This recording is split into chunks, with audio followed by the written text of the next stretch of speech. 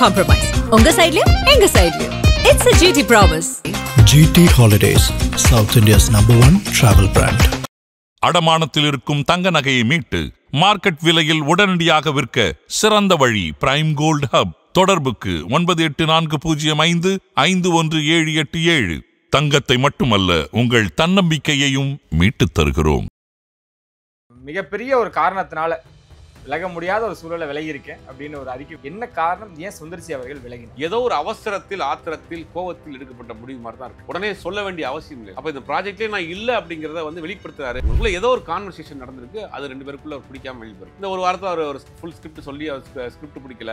ஒருவேளை ஸ்கிரிப்ட்ல இவங்க ஏதாவது மாற்றம் சொல்லியிருக்கலாம். அதனால தான் இவர் வந்து மாற்ற முடியாது. என்னோட ரொம்ப பழைய டேரக்டராக இருக்காரு. இப்போ நம்ம வந்து கார்த்திக் சுப்ராஜ், நெல்சன் இப்படி போயிட்டு இருக்கோம். ரிவர்ஸ்ல போற மாதிரி ஆயிருமே, லோகேஷே நம்ம வேணான்னு இருக்கிறோம். நம்ம ரிவர்ஸ்ல போற மாதிரி வேணான்றது ரஜினிகாந்த் தயக்கத்தில் இருந்தாருங்கிறது உண்மை. ஆதன் சினிமாக்கள் அனைவருக்கும் ஒரு பெரிய வணக்கம் அண்ட் வெல்கம் டு ஷோ. இன்னைக்கு நம்ம கூட சுபேர் சார் இணைஞ்சிருக்காங்க. பரபரப்பான ஒரு நியூஸோட நம்ம சந்திக்கிறோம். வணக்கம் சார். வணக்கம். சுந்தர்சி அவர்கள் கமலோட ப்ரொடக்ஷன்ல, ரஜினி அவர்கள் நடிப்புல, இவரோட இயக்கத்துல ஒரு படம் வரதா இருந்தது. சுந்தர்சி அவர்கள் இப்போ மிகப்பெரிய ஒரு காரணத்தினால விலக முடியாத ஒரு சூழலை விலகி இருக்கேன் அப்படின்னு ஒரு அறிக்கை கொடுத்திருக்காரு. என்ன காரணம்? ஏன் சுந்தர்சி அவர்கள் விலகினார்? இல்லை, அது எல்லாரும் பெரிய ஷாக்கு தான். பெரிய நேற்று வரைக்கும் அந்த ப்ராஜெக்ட் வந்து இவர் இருக்கிறாரு அப்படிங்கிற மாதிரி இருந்துச்சு. இன்னைக்கு பார்த்தா அவருடைய லெட்டர் பேட்லேயே ராஜ்கமல் ஃபிலிம்ஸ் வந்து கொடுக்கல. அதான் இப்போ முக்கியமாக பார்க்க வேண்டியது.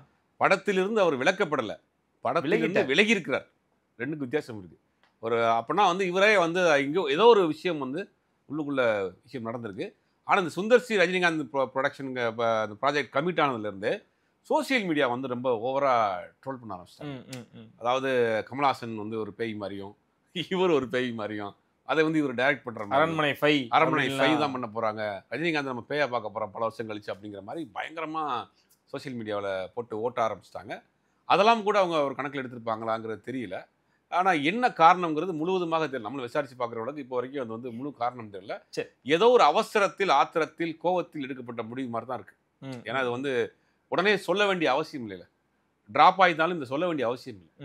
அப்போ இந்த ப்ராஜெக்ட்லேயே நான் இல்லை அப்படிங்கிறத வந்து வெளிப்படுத்துறாரு அப்படின்னா இப்போ தான் வந்துச்சு. அதை பார்த்தீங்கன்னா அவருடைய பிறந்த நாளுக்கு நவம்பர் மாதம் 7ஆம் தேதி வந்த ஒன்றா இருந்து வந்த செய்தி கிட்டத்தட்ட நீங்கள் ஒரு வாரத்துக்குள்ளேயே அது இந்த ப்ராஜெக்ட் ட்ராப்னு வர்றப்ப இந்த ஒரு வாரத்துக்குள்ளே ஏதோ ஒரு மன வருத்தம் ஏற்பட்டிருக்குங்கிறது மட்டும் நமக்கு புரியுது.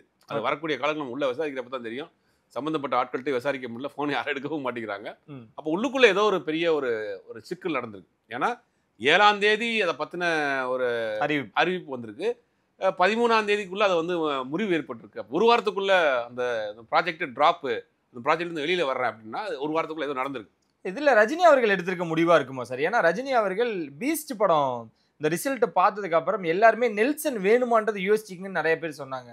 ஆனால் அந்த பையனோட பீஸ்ட் நல்ல வசூல் கொடுத்த படம் தானே, அப்போ நாங்கள் அதில் மாற்று கருத்து இல்லை, நான் அவர் தான் என்னை இயக்குறாரு அப்படின்னு சொல்லி கூட அந்த விஷயங்களை ஸ்ட்ராங்காக இருக்கக்கூடிய ரஜினிகாந்த் அவர்கள் ஒரு அனௌன்ஸ்மெண்ட் வந்ததுக்கப்புறம் ஒரு இயக்குனரை வேண்டான்னு அந்த இயக்குனர் தான் முடிவு எடுத்திருக்காரு.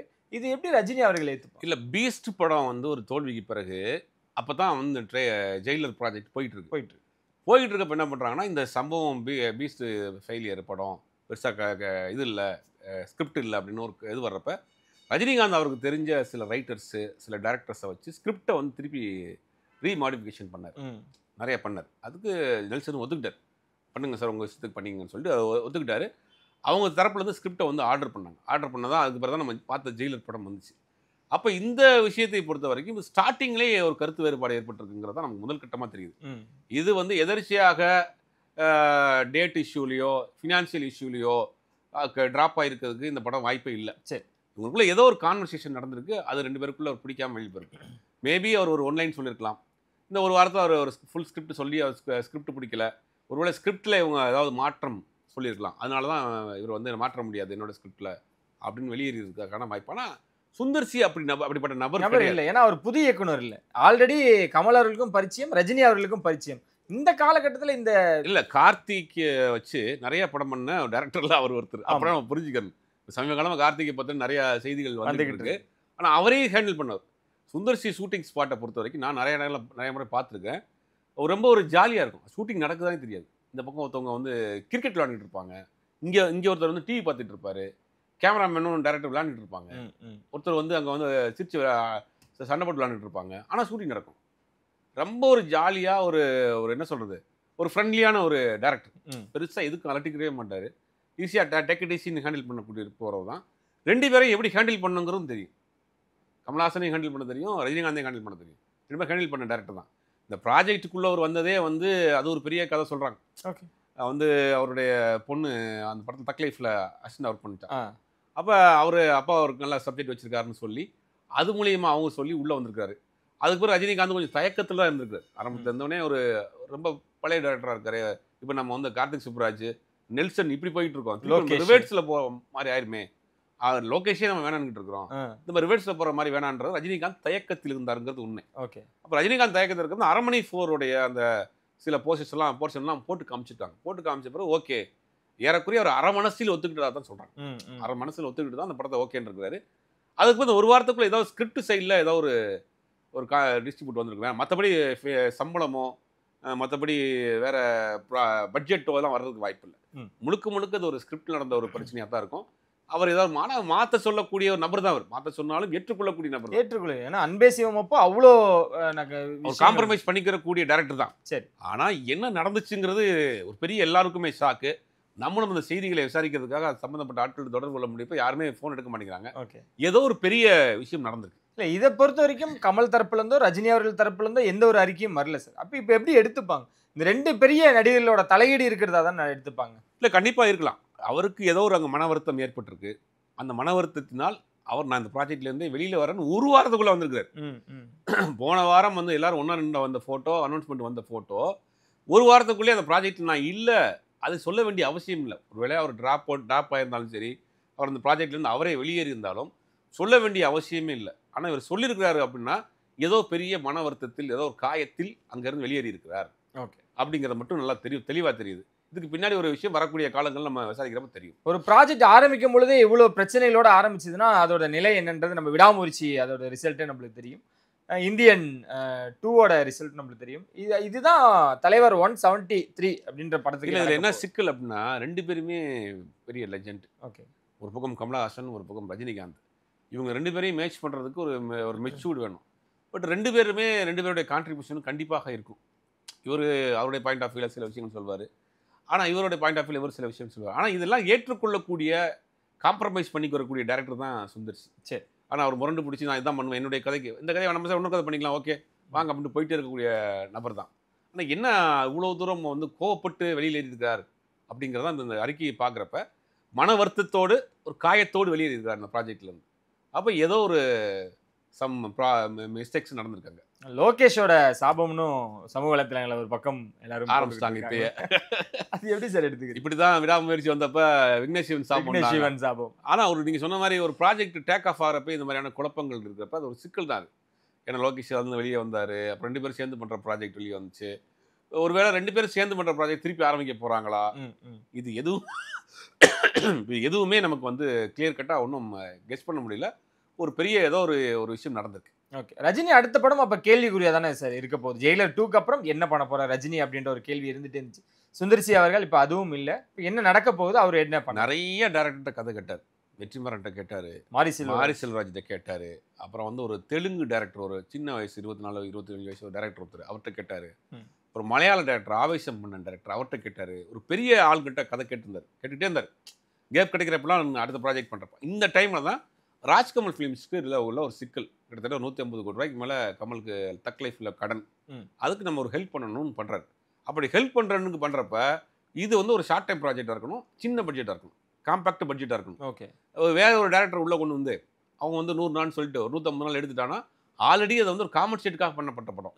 ஒரு கடனாக இருக்காரு, அதை வந்து கழிக்கிறதுக்காக எடுக்கப்பட்ட படம். அந்த படத்தில் சம்பளமும் வந்து உங்களுக்கு கூட வந்துருச்சு, பட்ஜெட்டும் கூட வந்துருச்சு, ஷூட்டிங் டேஸ் அதிகமாகிட்டாங்கன்னா எக்ஸ்ட்ரா ஒரு பேடர்ன் ஆயிரும். அப்போ அதெல்லாம் இல்லாமல் பண்ணக்கூடிய ஒரு டேரக்டராக இருக்கட்டும். சுந்தர்சி ஆல்ரெடி கம்ஃபர்டபுளாக இருப்பார், சொன்ன டேட்டில் முடிச்சு கொடுத்துருவாங்கிறனால தான் சுந்தர்சி அந்த ப்ராஜெக்டில் கொண்டு வராங்க.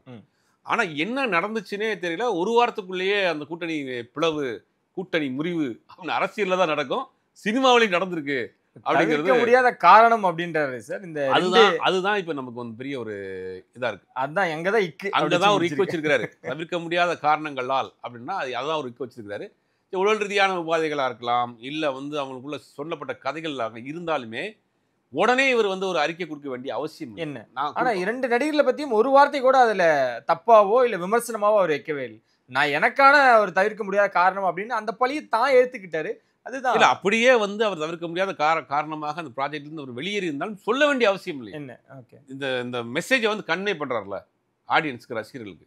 ஒருவேளை வந்து இந்த உங்களால தாண்டா எனக்கு இப்படி ஆச்சு, சோசியல் மீடியாவில் போட்ட மீம்ஸ்க்கு வீடியோ தானே எனக்கு வந்து வந்துருச்சு, இப்போ உங்களுக்கு சந்தோஷமாடா அப்படின்னு சொல்றாரா என்னன்னு தெரியல. சரி. நான் அவ்வளவு 2 பேரும் காம்பினேஷன் வந்த பிறகு பேய் எத்தனை விதமான டிசைன் பண்ண முடியுமோ அத்தனையும் பண்ணிட்டாங்க. பண்ணி சோசியல் மீடியா முழுவதும் வந்து ஒரு விளக்கு வச்சு நிற்கிற மாதிரி போட்டோ போட்டிருக்காங்க. ஆமா யாரான்னு பார்த்தா இன்னொரு போட்டோ திரும்பி காட்டுறாங்க, ரஜினிகாந்த் போட்டோ போட்டிருக்காங்க. இப்படி ஒட்டுமொத்தமாக வந்து போட்டது. ரெண்டாவது சுந்தர்சிட்ட ஒரு இமேஜ், அந்த பேய் படம் பண்ற இந்த இமேஜ் ஒரு கமர்ஷியல் படம் பண்ணுவாராங்கிற ஒரு சந்தேகம் கூட வந்திருக்கலாம். மதகஜ ராஜா பார்த்ததுக்கு அப்புறம் இப்படிதான் இருக்க போகுது அப்படின்னு ஒரு பாயிண்ட் இருந்துச்சு. நீங்க சொன்ன மாதிரி இனி வர நாட்கள்ல தான் என்ன நடந்தது அப்படின்றது தெரியும். பொங்கலுக்கு இப்பயே பயங்கரமான ஒரு ஃபைட் போயிட்டு இருக்குன்னு எடுத்துக்கலாமா சார்? என்ன நடக்க போகுது பராசக்தி அண்டு ஜனநாயகன்? ஏன்னா ஜனநாயகனுக்கு வந்து பெரிய நாட்கள் இருக்க போகுது, அதுக்கு ஸ்க்ரீன் ஸ்பேஸ் பெருசா இருக்க போகுது, நிறைய விஷயங்கள்லாம் உள்ள வரும்பொழுது இந்த கேவியன் உள்ள இருக்காங்க, இந்தியில வச்சு அடிச்சோம்னா கரெக்டா பிளான் பண்ணாங்கன்னா 1000 கோடி அப்படின்றாங்க. என்ன இப்பயே அந்த ப்ரெஷர் இல்ல 9ஆம் தேதி ஜனநாயகன், 14ஆம் தேதி பராசக்தி. பராசக்தி 2 பேரும் பிளான் பண்ணிட்டாங்க. வேற எந்த படமும் வரப்போறது கிடையாது ஆல்மோஸ்ட். சரி. சின்ன சின்ன படங்கள் கூட அவங்க வந்து பேக் அடிச்சிருவாங்க. ஏன்னா 2 பெரிய ப்ராஜெக்ட் படம் கிட்டத்தட்ட 1600 ஸ்க்ரீன் தான் தமிழ்நாட்டில் இருக்கு. 2 பேரும் ஷேர் பண்ணி எடுத்துக்கிடுவாங்க. ஃபர்ஸ்ட் வீக் வந்து 9ஆம் தேதி 14ஆம் தேதி வரைக்கும் அந்த படம் எப்படி போகுதுங்கிறத பார்த்துட்டு இன்க்ரீஸ் பண்ணுறாங்களா இல்லை வந்து அதை வந்து இறக்குறாங்கன்னு தெரியல. ஆனால் அவங்க கண்டிப்பாக 3 வாரத்துக்கு புக் பண்ணிடுவாங்க. 3 வாரம் அந்த படம் எப்படி இருந்தாலும் ஓடிடும். நம்ம பராசக்தியாக இருக்கட்டும், ஜனநாயகம் இருக்கட்டும், 3 வீக்ஸ் தான் வந்து அங்கே அக்ரிமெண்ட், தேட்டர் அக்ரிமெண்ட்டு. அப்படிங்கும் போது ஒரு 600 ஸ்க்ரீன் தான் பண்ண முடியும். 600 மேக்ஸிமம் 650 ஸ்க்ரீன் தான் 2 படம் பண்ண முடியும். அப்படிங்கும் போது இந்த 1000 கோடிங்கிறது ஒரு பெரிய கேள்வி, 2 படத்துக்குமே ஒரு கேள்விக்குறி தான். பராசக்தியை பொறுத்த வரைக்கும் அந்த கதை தமிழ்நாட்டினுடைய ஒரு முக்கியமாக நடந்த ஒரு இன்சிடென்ட் வச்சு சொல்லப்பட்ட கதை. அது தமிழ்நாட்டுக்கு பெரிய ரீச் ஆகும், கொண்டு போய் சேர்க்கும். ஜனநாயகன் வந்து தெலுங்குல வந்து பெருசாக அந்த படம் அங்கே ரீச் ஆகாது. ஏன்னா அது படமே தெலுங்கு படம் தான். ஓகே, அது ஒரு சிக்கல் இருக்கு. பராசக்தி படமும் தெலுங்குல பெருசாக ரீச் ஆகாது, அவங்களுக்கு இந்த ஃபீலிங் புரியாது. ஓகே, அப்போ 2 படமுமே 1000 கோடிங்கிறதுக்கு வாய்ப்பே இல்லை. சரி, தமிழ்நாட்டுக்குள்ள அந்த 2 படம் பெரிய போட்டி. கேரளாவில் ஓரளவுக்கு பாலிடிக்ஸ்ல வந்து இறங்கிட்டாரு, ஸ்கிரீனை குறைக்க போறாங்க, ரெட் ஜெயிண்ட் ஒண்ணுமே ஆதிக்கத்தை செலுத்த போறாங்க அப்படின்னு ஒண்ணுமே கிடையாது. 2 படத்துக்குமே தெலுங்குல மார்க்கெட் கிடையாது. தெலுங்கு மார்க்கெட் பெரிய மார்க்கெட், பெரிய பிசினஸ். பராசக்தி படத்தினுடைய அந்த இந்திய எதிர்ப்பு சம்பந்தமான விஷயங்கள் வந்து அவங்க பெருசா அவங்களுக்கு கனெக்ட் ஆகாது. அதனால தெலுங்கு அந்த படம் பெருசா போகாது. ஆல்ரெடி பாலியா வச்சு அவங்க தெலுங்கு அந்த படத்தை பார்த்துட்டாங்க, பகவந்த் கேசரி. அதனால தெலுங்கு மார்க்கெட் பெருசா போகாது. ரஜினிக்கு விஜய்க்கு வந்து உங்களுக்கு வந்து தமிழ்நாட்டில் ஒரு மாஸ் இருக்கு, கேரளாவில் ஒரு பெரிய ஃபேன் பேஸ். இந்த 2 பிஸ்னஸ் தான். மீதி இவங்க 2 பேருமே தாண்டினா சவுத் இந்தியன் ஆர்டிஸ்ட் தான். அவங்க நார்த் இந்தியாவில் தமிழ்நாட்டில் இருக்கக்கூடிய எந்த நடிகருக்குமே பெருசாக மார்க்கெட் கிடையாது. உண்மை தான். இவங்களாவது பேன் இண்டியா மூவின்னு இப்போ ஒரு தேட்டரில் ரிலீஸ் பண்ணிட்டு பேன் இண்டியா மூவின்னு சொல்லிட்டு இருக்காங்களே ஒழிய, காஷ்மீர் டு கன்னியாகுமரி வரைக்கும் எல்லா இடங்களையும் ஓடினா தான் அது உண்மையிலே pan India movie, pan India star.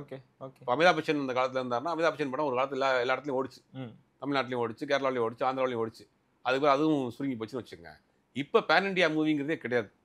இப்போ நீங்கள் ஹிந்தி படத்தை நம்ம பார்க்குறோமா, ரிலீஸ் ஆன படத்தை இல்லை அடிச்சு பிடிச்சி பேன் இண்டியா மூவியே கிடையாது. இது south Indian movie. South India முழுவதுமாக இந்த படம் ஓடும். சவுத் இந்தியாவிலேயே இப்போ இந்த சிக்கல் இருக்குது. ஆந்திராவில் வந்து தெலுங்கானாவில் இந்த 2 படம் பெருசாக போகாது. அப்படிங்கும்போது 1000 கோடிங்கிறது வந்து ஒரு பெரிய கனவு தான் 2 படத்துக்குமே நான் சொல்கிறேன். அதனால அது இனி வர நாட்களில் தான் அது எப்படி ஸ்க்ரீன் நாட்கள் வந்து ஸ்க்ரீன் ஷேர் பண்ணி தான் போட போகிறாங்க. 1300 ஸ்க்ரீன் தமிழ்நாட்டை பொறுத்த வரைக்கும் படம் ஒரு வேளை வந்து அதிரி புதிரியாக ஒரு பெரிய ஹிட் அடிச்சு லாஸ்ட் டைம் நாங்கள் வந்து பாருங்க என்ன கலெக்ட் பண்ண வைக்க போகிறோம். பெரிய நம்பரில் அவர் வந்து அந்த கலெக்ஷனை வச்சுட்டு தான் அவர் சினிமாலேருந்து இல்லை ரைட்டு. நீங்கள் என்னென்னா இது வந்து எல்லாருக்கும் போய் கனெக்ட் ஆகுமாங்கிறது தெரியாதுல்ல. விஜய் வந்து கடைசி படம் பண்ணுறாரு அப்படிங்கிறத கர்நாடகாவில் இருக்கவங்களுக்கு யாருக்கு தெரியும், பெருசாக அவங்க ரீச் ஆக போகுது. இப்போ வந்து தெலுங்குல இந்த படம் வந்து ஆல்ரெடி ரீமேக் படமாக இருக்குது. அந்த படத்தை எப்படி போகுது? பராசக்தி படத்தை கர்நாடகாவில் பெருசாக அப்படி கொண்டாட போகிறாங்க. அது ஒரு இந்திய எதிர்ப்பு மையப்படுத்தி 80s 70s நடந்த கதை அப்படிங்கும்போது அவங்களுக்கு பெருசாக கனெக்ட் ஆகாது, புரியாது. சரி, அப்போ இதெல்லாம் இந்த படங்களுக்கு 1000 கோடி அடிப்பதற்கான படம் நல்லா இருக்கும், பேசப்படுற படமாக இருக்கும், விமர்சன ரீதியாக கொண்டாடப்படக்கூடிய படமாக கூட இருக்கலாம். ஆனால் 1000 கோடிங்கிறது இந்த பிஸ்னஸ் ஸ்பேஸ் இல்லைங்கிற ப்ராக்டிக்கலாக பார்க்குறப்ப பிஸ்னஸ் அங்கெல்லாம் இல்லை. அப்படிங்கும்போது 1000 கோடி எப்படி அடிக்க முடியும் அப்படிங்கிற ஒரு அந்த விஷயத்தை நம்ம சொல்கிறோம். பட் படம் மாதிரி புதியாக இருந்து ஓவர்சீஸ் பெருசாக போச்சு, மற்ற இதெல்லாம் கொஞ்சம் போச்சு, அப்படி சேட்டலைட் பெருசாக பிஸ்னஸ் ஆகிருக்கு, ஓடிடி பெரிய பெருசாக பிஸ்னஸ் ஆகிருக்கு. அப்படிங்கும்போது இந்த 1000 கோடி நெருங்கிறது கூட வாய்ப்பு இருக்குது. சரி, அதையும் பொறுத்து பார்ப்போம் சார். ரொம்ப நன்றி சார். வழக்கம்போல நிறைய விஷயங்கள் பகிர்ந்துக்கிட்டு சேனல் சந்தி முறை உங்களிடமிருந்து விடைபெறுவது நானும் உங்களை நன்றி.